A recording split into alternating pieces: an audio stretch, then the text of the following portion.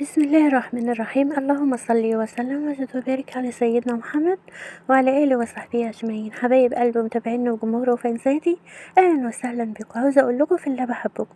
زي ما انتوا شايفين كده، عاوزة أقول لكم إن الفاصوليا عشان تطبخيها وتطلع معاكي طعم المميز الجميل لازم تنقعيها في المية حدود ساعتين، من 3 ساعات لساعتين، وإن شاء الله هتبقى معاكي كويس جدا.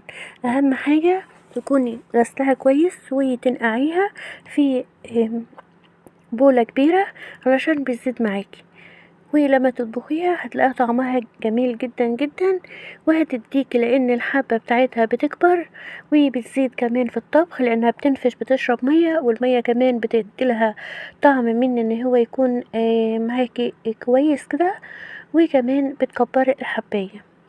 انصحك ان انت تعملي الوصفة دي، لان الوصفة دي ان شاء الله باذن الله لو ما بتحبش